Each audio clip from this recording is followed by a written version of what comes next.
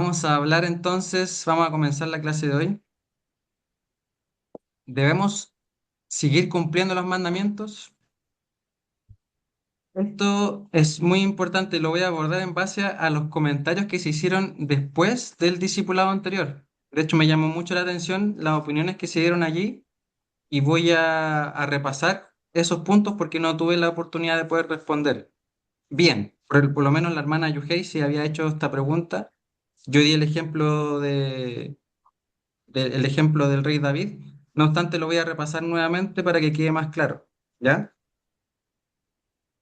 Juan 14:15 dice, si me amáis, guardad mis mandamientos. Esta es una declaración de Jesús que establece una conexión directa entre el amor a Él y la obediencia a sus enseñanzas. En otras palabras, demostrar amor a Jesús implica seguir sus mandatos y lo que Él enseñó. Vamos a analizar frase por frase, si me amáis, Jesús enfatiza la importancia del amor genuino hacia Él como la base para la relación con sus seguidores. Guardad mis mandamientos. La obediencia a los mandamientos de Jesús es la prueba tangible y visible de ese amor. La conexión entre amor y obediencia. Este versículo sugiere que el amor verdadero no es solo un sentimiento, sino que se manifiesta en acciones concretas, en este caso en la observancia de sus enseñanzas. Implicaciones. La obediencia a los mandamientos de Jesús es vista como una forma de honrarle y de demostrarle amor. Además, abre la puerta a una relación más profunda con Él y con el Padre. Entonces, mis hermanos, como ustedes pueden ver, el seguir los mandamientos del Señor es por amor a Él. No es para ganar su aprobación, para ganar la salvación o para no perderla. No, no. El seguir los mandamientos es porque nosotros le amamos. De la misma manera, como voy a poner el ejemplo, yo hago la voluntad de mi padre aquí terrenal, René Valenzuela, que está acá conectado. Cuando él me pide algún favor o algo, yo gustosamente obedezco porque reconozco su autoridad y me complace seguir su instrucción. No lo hago para ganar el favor de él, no lo hago para ser aprobado por él, lo hago porque simplemente tengo una relación, porque lo amo y es algo inherente, es algo que está en mi corazón obedecer porque he reconocido su autoridad, he reconocido que él es mi Padre y yo obedezco. De la misma manera es con nuestro Padre Celestial. Nosotros le obedecemos no para ganar su favor, sino que porque le amamos. Nosotros no podemos buscar hacer los mandamientos solamente para ganar el favor de Dios, sino que porque le amamos, tal cual como dice su versículo, si me amáis, guardad mis mandamientos. Es decir, el Señor está diciendo, comprueben que me aman si guardan mis mandamientos. No es con sacrificios, no es cuán bonito cantas, no es si usted llora en todos los cultos, no es cuánto diezmo usted da, no, si me amáis, guardad mis mandamientos, es decir, obedecer lo que está en su palabra, ir a visitar al huérfano, a la viuda, ir, reunirse con los hermanos, orar por los hermanos que están en necesidad, visitarles, llamar, estar con ellos. Demostrar nuestro amor a nuestro prójimo es también demostrar nuestro amor a nuestro Padre Celestial. Porque el versículo, o sea, perdón, el mandamiento más grande es amar a nuestro Dios con todo nuestro corazón, con toda nuestra alma, con todo nuestro ser y amar a nuestros semejantes, ¿cierto? Y Jesús dice algo muy interesante y el segundo mandamiento es similar. Amad a tu prójimo como a ti mismo. Dice que es similar, porque si amamos a nuestros hermanos, amamos al Señor. Se refleja. Ellos son creación e imagen de Dios. Todos somos, los hijos de Dios somos representantes de Cristo, embajadores de Cristo aquí en la tierra. Nuestro amor a Dios, ¿cómo lo podemos demostrar? Yo no le puedo enviar una flor al cielo al Señor, ¿cierto? Pero puedo demostrarlo en mi servicio a la comunidad, en mi servicio a mis hermanos, en ir a visitar al huérfano, porque su palabra dice que a mí me visitasteis. Entonces, mis hermanos, eso quería dejarlo más claro ahora y creo que ya se puede entender mucho mejor. El siguiente punto. Con el hermano Kitty había hablado, cuando habíamos comentado el discipulado, también acerca de que la opinión estaba dividida.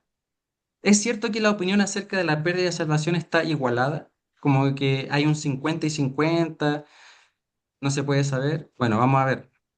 Si bien se sabe que esto es un tema de gran debate a lo largo de la historia, la gran mayoría, la gran mayoría de eruditos bíblicos y estudiosos sostiene que la salvación es un don de Dios y que numerosos pasajes señalan que es irrevocable, un sello y marca de su propiedad y que estamos seguros en su mano.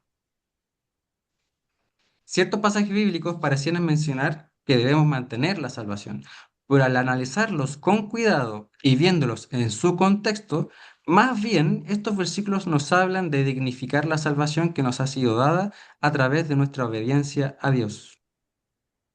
Como habíamos analizado en una clase anterior, de guardar la salvación con temor y temblor, que lo explicamos, es específicamente ese versículo de que era esa expresión temor y temblor es un hebraísmo, algo que se decía desde el Antiguo Testamento, que es reverencia.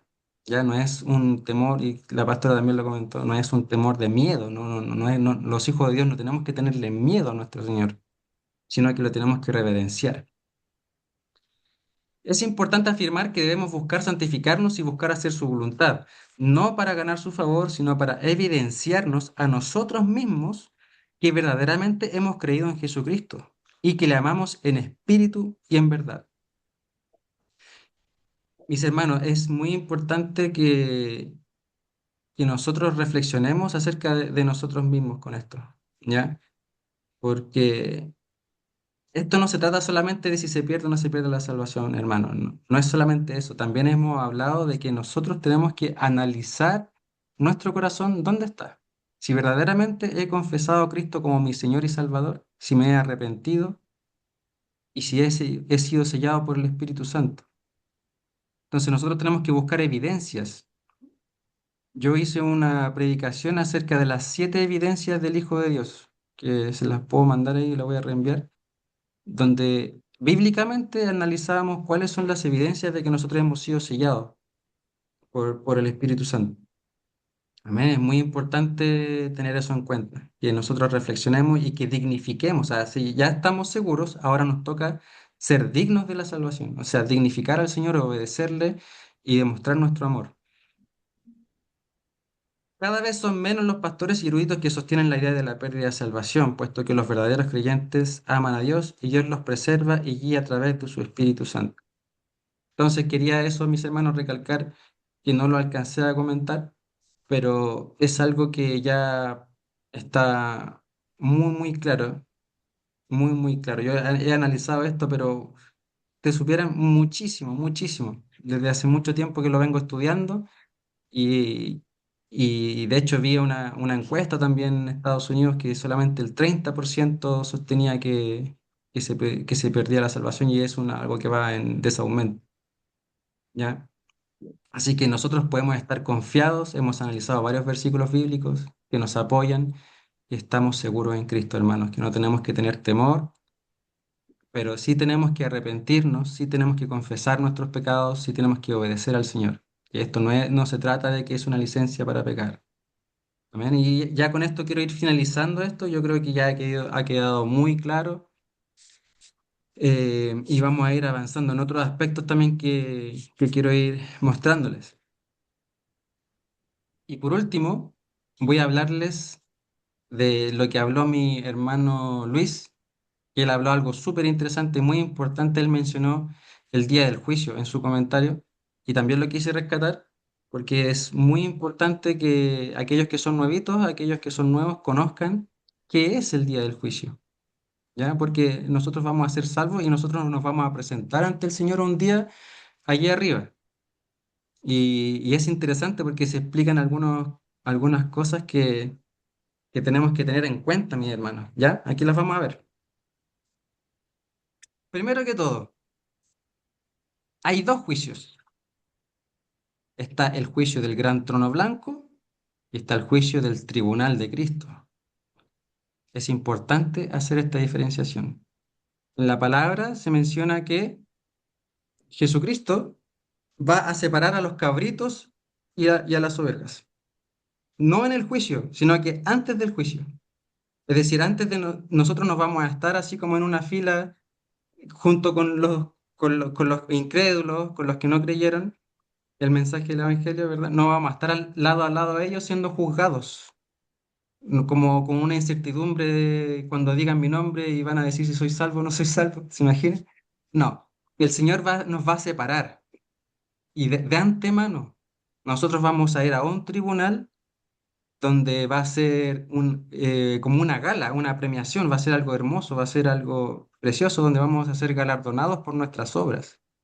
En cambio, los incrédulos van a ir al gran trono blanco, que es donde Jesucristo también va a jugar. A todo esto, no es el Padre quien va a jugar, sino que es Jesús, porque toda la autoridad fue dada a Jesucristo. Y hay un versículo en Juan, en el Evangelio de Juan, que dice que es Jesús quien va a jugar. Muy interesante eso. Entonces, en el gran trono blanco, Jesucristo va a estar ahí juzgando a los incrédulos, a todos los que no creyeron. Y de hecho, hay un versículo muy interesante donde van a ver ahí personas que supuestamente confesaron el nombre del Señor y que iban a la iglesia, que eran religiosos, personas que hacían milagros, personas que tuvieron dones o personas que hicieron algunas cosas, algunas proezas. Y estas personas dice que se van a presentar ante el Señor y le van a decir, Señor, Señor, en tu nombre echamos fuera demonios, no que en tu nombre hicimos esto, hicimos muchos milagros. ¿Y qué les va a decir el Señor? Apartados de mí, hacedores de maldad, nunca os conocí. Si quieren, después les doy la cita, el versículo bíblico. Y eso es algo que tenemos que enseñar, que muchas veces no se predica porque son versículos duros, versículos difíciles, pero tenemos que estar apercibidos, hermanos. Tenemos que tener nuestras lámparas llenas de aceite y tenemos que examinarnos. Amén. Así que, pero eso recuerden que es para los que no tienen a Cristo en su corazón, para los que eran religiosos, para los que para los que creían que eran salvos, los salvos siempre salvos, van a decir eso, los que habíamos analizado en la clase anterior. Vamos a leer esos dos versículos después de este mensaje. Se trata de dos juicios que se llevarán a cabo en el final de los tiempos. La principal diferencia del gran trono blanco y el tribunal de Cristo radica en a quiénes se juzga y cuál es el propósito de cada juicio. El juicio del gran trono blanco es para los incrédulos, aquellos que no han aceptado a Jesucristo como su Salvador, y determina la condenación que recibirán según sus obras a la luz de la revelación que hayan tenido. Jesús no va a juzgar igual a una persona que tuvo muy poco contacto con el Evangelio como a una persona que se le predicó innumerables veces, que era una persona que constantemente escuchó la palabra y que no hizo caso, nunca creyó. Va a ser diferente porque la revelación, el grado de responsabilidad de uno y otro es distinta. Y nuestro Dios es justo, no va a juzgar igual a personas que no tuvieron, que no escucharon o a los que sí escucharon. Por otro lado, el Tribunal de Cristo, también conocido como el VEMA, es un juicio para los creyentes donde se evalúan sus obras y se otorgan recompensas por su servicio a Dios. Ahí se habla de la coronación, se habla de que nuestras obras van a ser examinadas, van a pasar por fuego, y vamos a ver los versículos que nos hablan de esto. Pero antes vamos a leer, quiero leerles los versículos que nos hablan de lo que le estoy mencionando, porque todo tiene que ser examinado a la luz de la palabra. ¿Ya? Entonces, no sé, me gustaría que alguien me pudiera leer, pastor o papá, alguien o cualquier persona que tenga ahí en su Biblia Apocalipsis 20 del 11 al 15. Mientras yo voy a buscar Segunda de Corintios 5 al 10. El último libro de la Biblia, mis hermanos. Así que va a ser rapidito encontrarlo. Luego vi un gran trono blanco, y alguien que estaba sentado en él. Más fuerte, Léelo por fuerte. favor. Se tiene que escuchar más fuerte al lado del micrófono, por favor. No, léelo tú, si vos lo tenés. Léelo usted.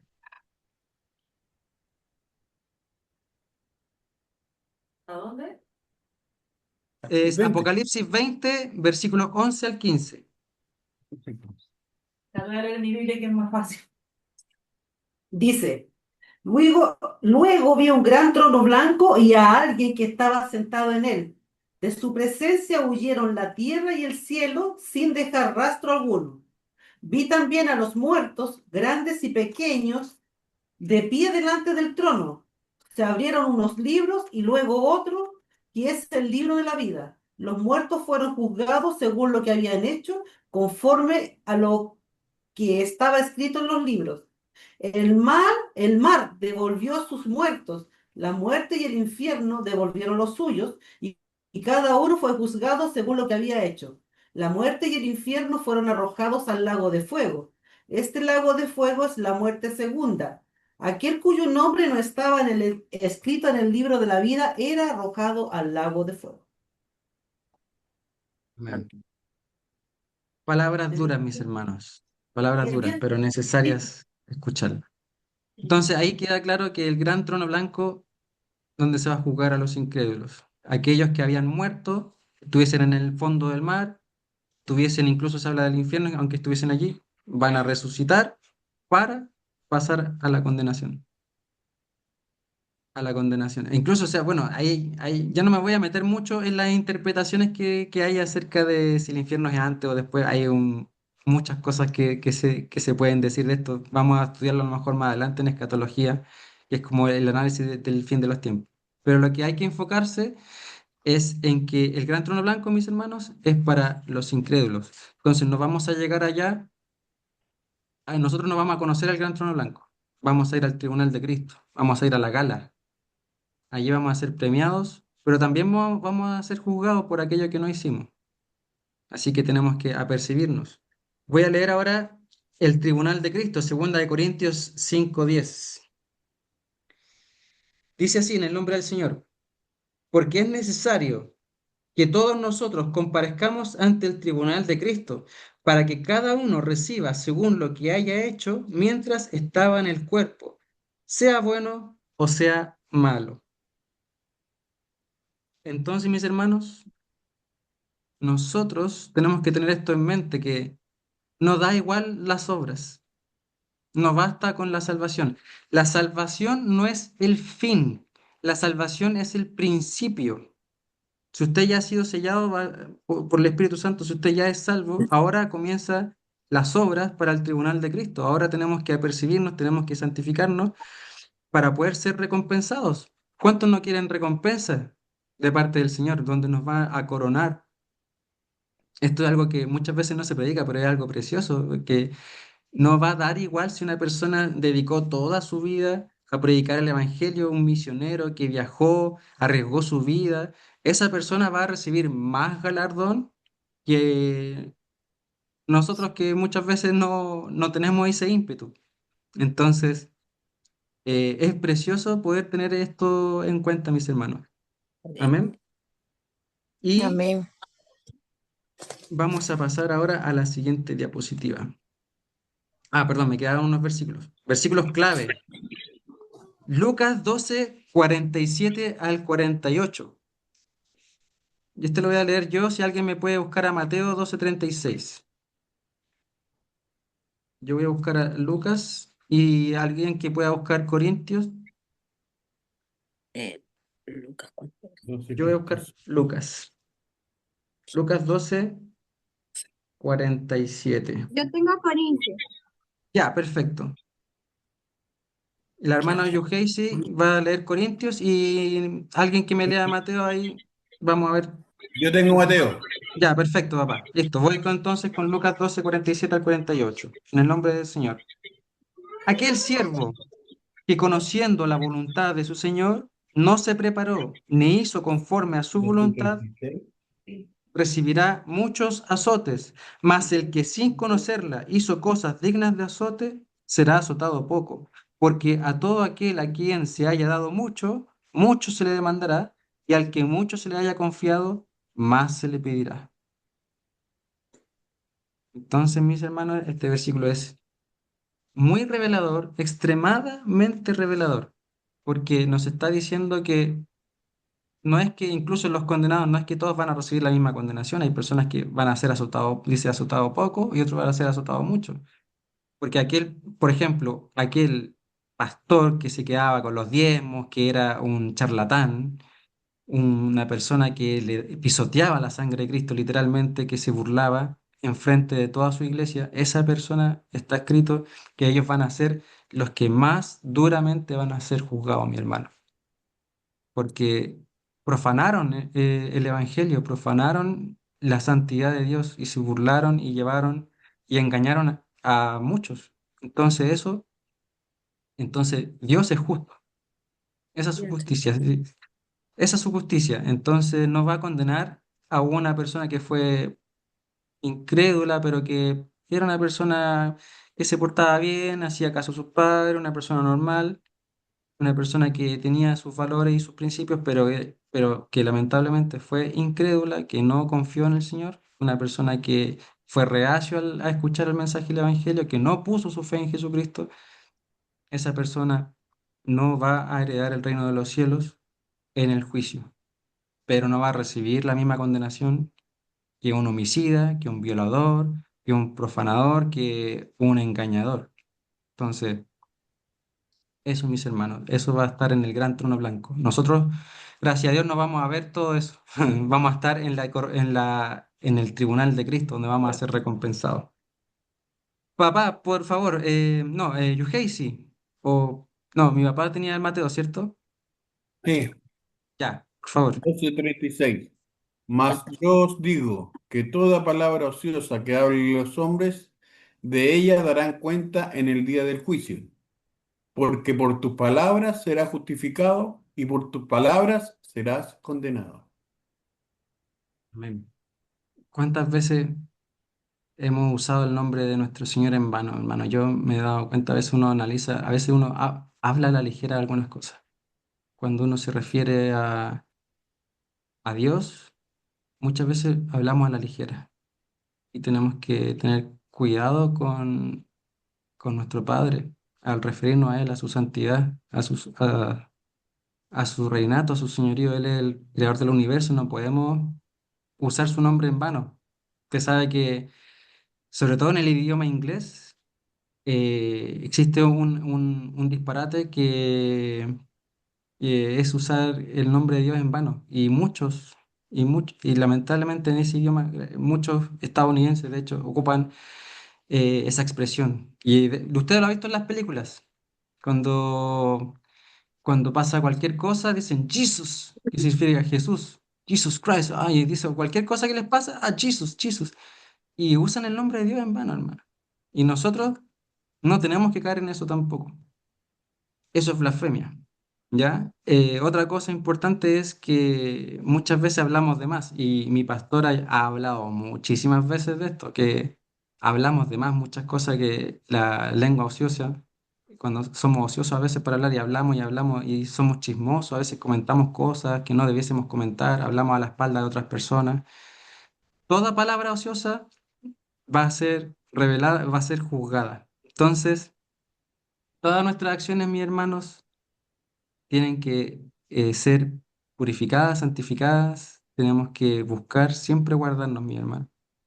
Cuando uno ve estos versículos y uno los analiza, uno realmente se santifica más. Uno es un llamado a la santidad, que, que vamos a tener recompensa y que vamos a ser juzgados también por aquello que dijimos, por aquello que debimos haber hecho, que no le predicamos el evangelio al vecino. Todo ese tipo de cosas, hermanos, van a ser analizadas en ese día. Entonces, esto es un llamado a la santidad, es un llamado no al temor, hermanos, sino que a la recompensa. Véalo también por ese lado, porque eso va a ser un día de gozo, no va a ser un día de condenación para nosotros que hemos confiado en Jesucristo. Amén.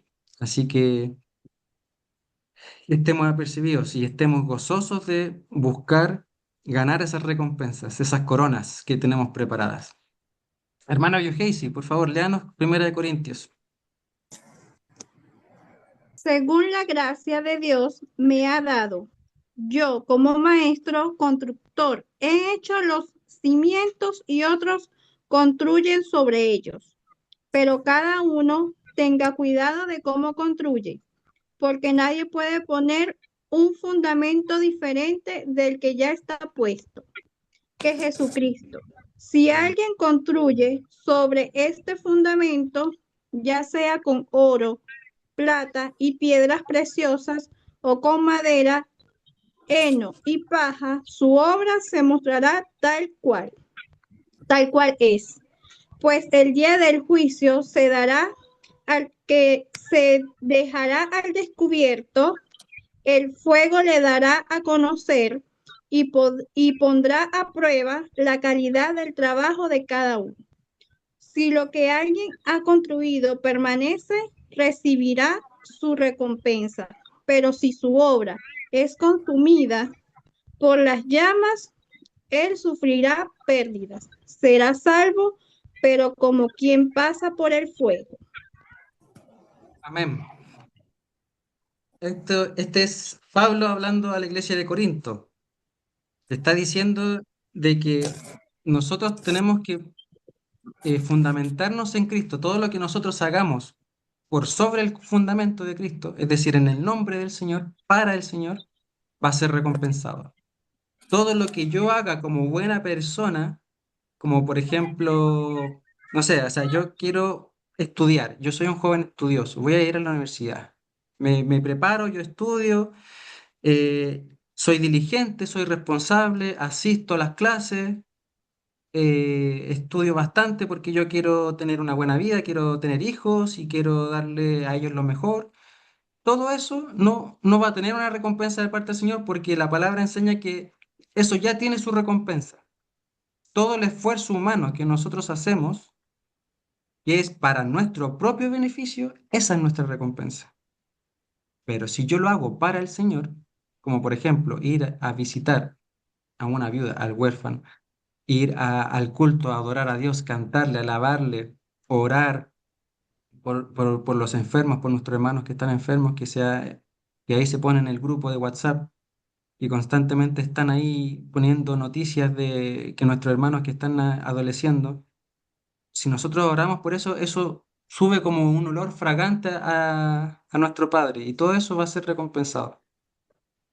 Pero toda obra ociosa, deportes, videojuegos, que esto y lo otro, o cumplir con mis propias responsabilidades, eso son hojarasca. Eso va a pasar por el fuego, se va a quemar, no va a producir ni bien ni mal. Eso es cuando habla de la hojarasca o la paja, son obras que no tienen ninguna significancia en la eternidad. Son solamente obras terrenales, obras que fueron hechas para mi propio beneficio, que se consumieron, fueron recompensadas aquí en la tierra. Yo ahorré mucho dinero, me compré la casa, hice esto y lo otro, le di a mis hijos bienestar, salud, etcétera. Todo eso tuvo su recompensa. Pero para aquellos que tenemos el fundamento de Cristo y construimos sobre Cristo, eso es lo que dice Pablo, vamos a tener recompensa porque lo estamos haciendo para Él. Todas nuestras obras tienen que glorificar al Señor. Todo lo que nosotros hacemos es para la gloria del Señor. Amén. Amén. Amén. Yo quería decir algo ahí Amén. con respecto a lo que tú estabas hablando de que a veces la iglesia cree que solamente los pastores tienen como que visitar y hacer la obra, como que la gente descansa en el pastor y la pastora, o sea, para poner un ejemplo. Y usted fue a verlo, pastora, y usted lo llamó pastora, pero eso, claro, sí, uno tiene una labor pastoral, pero es una labor de todos. Entonces a veces se confunde eso y la gente descansa en los pastores.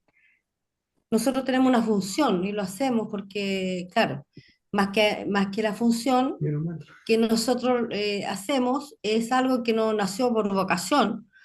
Y el nombramiento pastoral obviamente es algo que es un llamado y acompañado por la vocación, reitero, pero es algo que todos tenemos que hacer. Entonces Así la es. gente descansa a veces en los pastores, los que están no sé, entre comillas, liderando, porque también la palabra líder a mí no me gusta, pero, o los que están encargados de Colaborando. una obra, entonces todos dicen, ah, pero el pastor está como para esto, o el hermano tanto está para esto, o hay un grupo de visitación, o hay un grupo de que, pero todos tenemos que preocuparnos por la gente. Amén. Así Entonces yo es. veo mucho eso, como que la gente, claro, pregunta, ¿y usted sabe de tal persona? Pero nadie hace.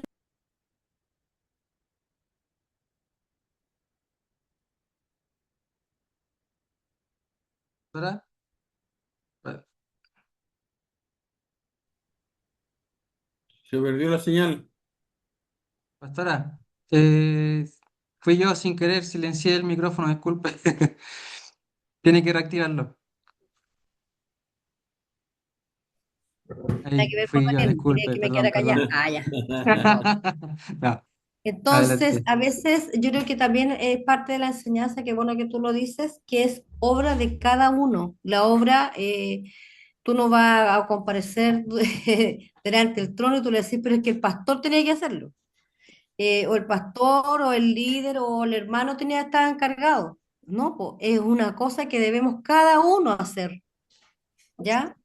Entonces, y no Una- solamente con los hermanos de la iglesia, con nuestra familia.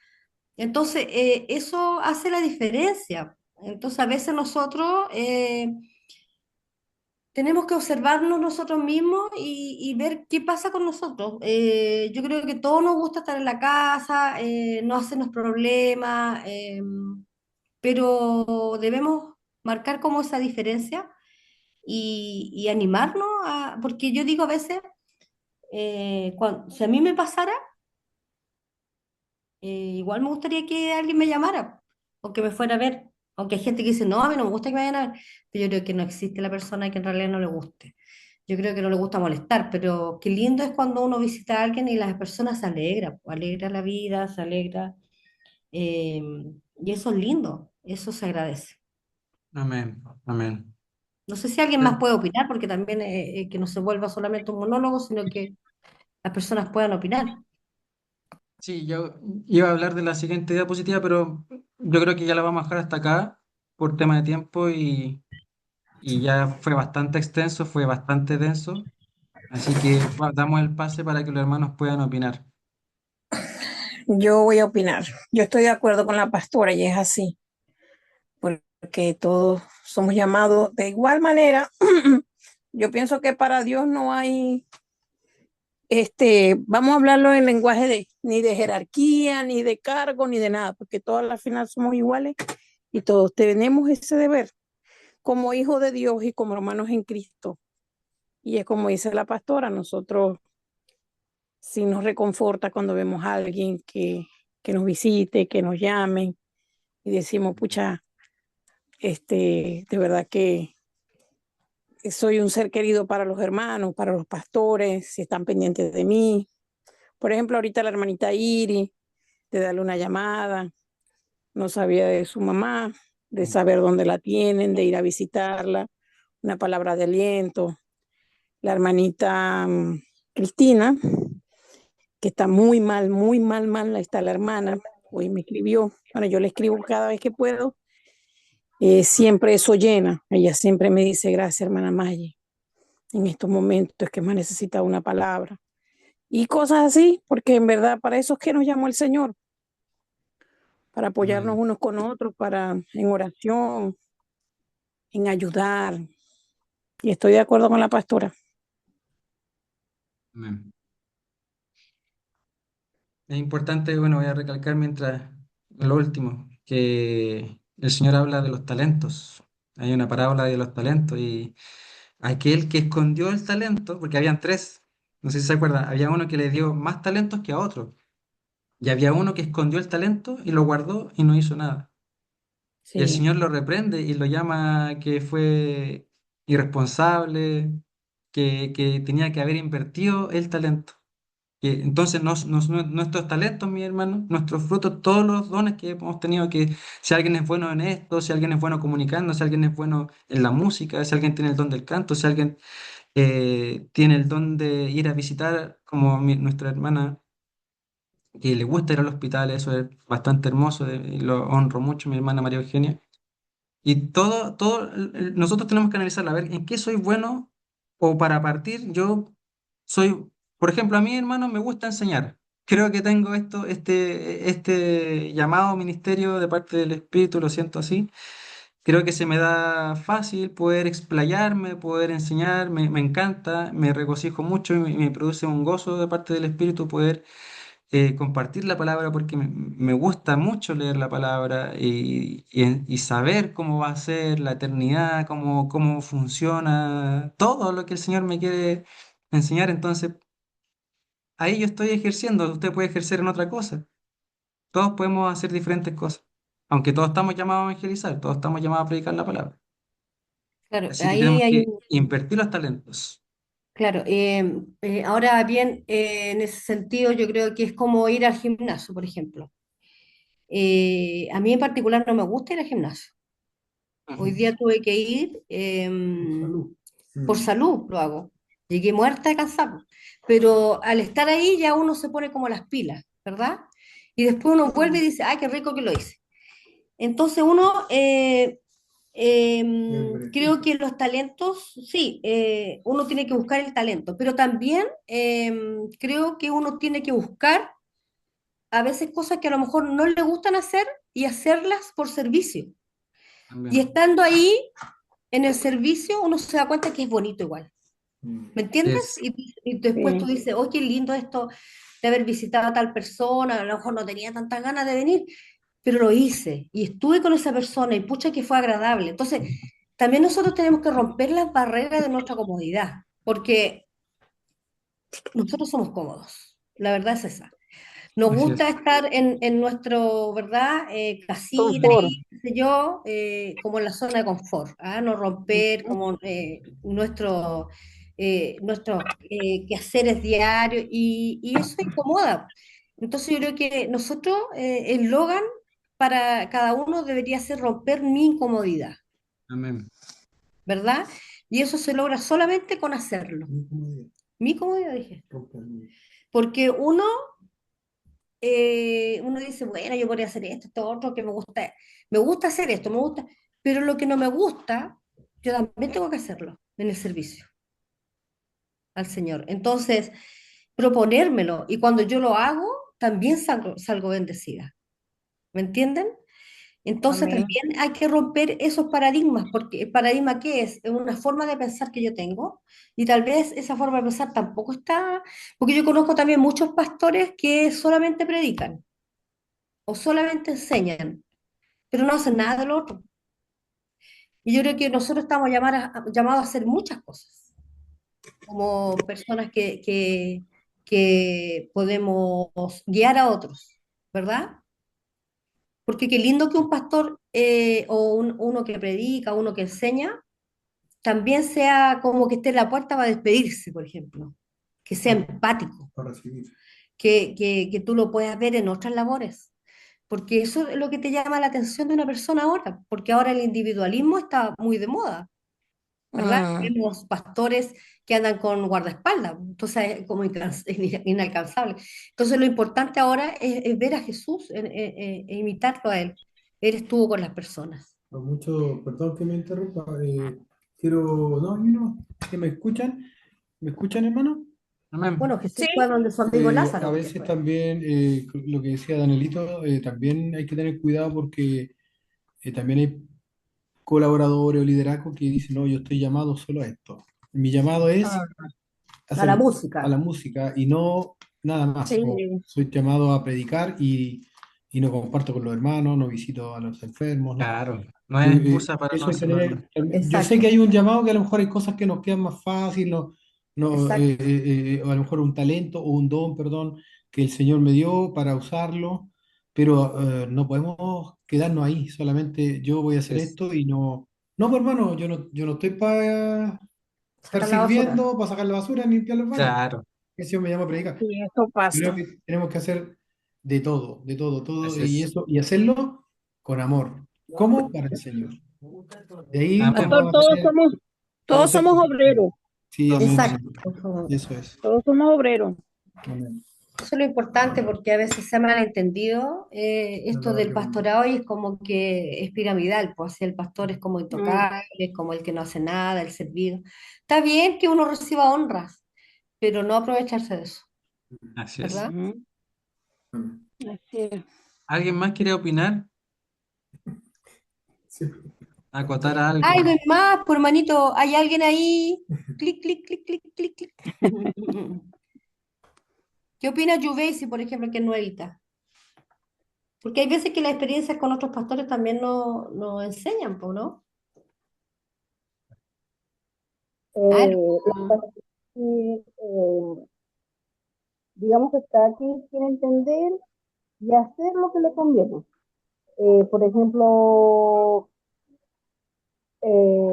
cada iglesia maneja las cosas diferentes. Cada quien así asusta la iglesia, aunque todos somos cristianos, cada quien actúa de una manera diferente.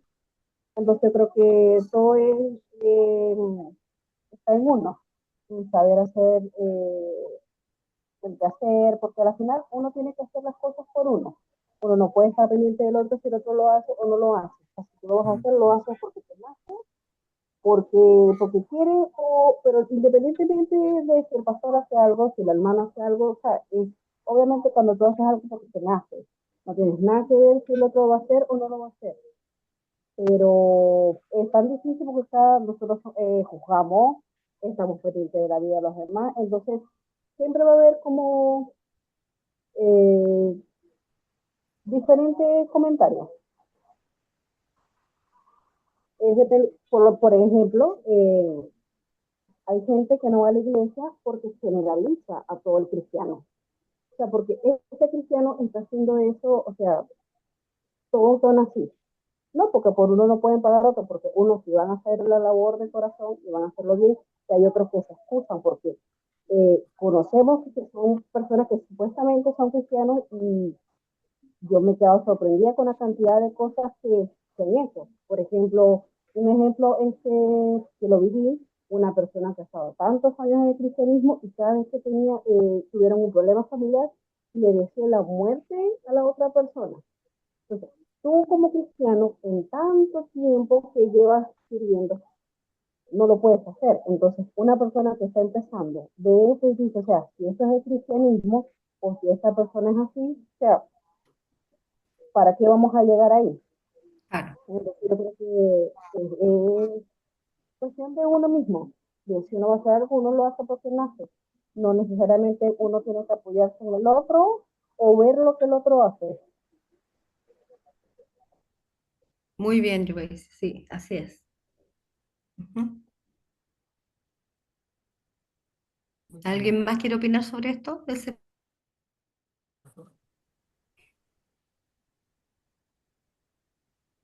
Nadie más quiere opinar. Ya. Danielito. Entonces, voy a terminar con un versículo que es relativo a lo que estábamos hablando. En 1 Corintios 12, 14 al 21 dice, además el cuerpo no es un solo miembro, sino muchos. Si dijera el pie, ¿por qué no soy mano, no soy del cuerpo? Por eso no será del cuerpo. Y si dijera la oreja, ¿por qué no soy ojo, no soy del cuerpo? Por eso no será del cuerpo. Si todo el cuerpo fuese ojo, ¿dónde estaría el oído? Si todo fuese oído, ¿dónde estaría el olfato? Mas ahora Dios ha colocado los miembros cada uno de ellos en el cuerpo como Él quiso. Porque si todos fueran un solo miembro, ¿dónde estaría el cuerpo? Pero ahora son muchos los miembros, pero el cuerpo es uno solo. Ni el ojo puede decir a la mano, no te necesito, ni tampoco la cabeza a los pies, no tengo necesidad de vosotros. Esta palabra del apóstol Pablo a Corintios también enseña que justamente no todos tenemos las mismas capacidades, que uno, como yo decía al principio, claro, uno puede abocarse a lo que Dios lo ha llamado, a lo que el Espíritu Santo nos va guiando, pero eso no quita, como decía también mi pastora, de que también tenemos que hacer otras obras que el Espíritu Santo siempre nos va a estar diciendo. Por ejemplo, si andamos en la calle, bendecir a una persona que está en necesidad, orar, todos somos llamados a la oración. No existe el ministerio de oración. Ah, ellos son los hermanos que oran. No, todos tenemos que Ujú. orar, todos tenemos que visitar, todos tenemos que predicar el Evangelio. Tal vez no todos estamos llamados a pastorear, No todos somos maestros, no todos son pastores, no todos tienen un ministerio específico, pero todos estamos llamados a hacer la obra. Así que es súper importante eso que se dijo. Gracias, pastora, por hablarlo, pastor. Y vamos a despedir la reunión. Doy gracias a todos mis hermanos, por haber estado participando, escuchando y compartiendo.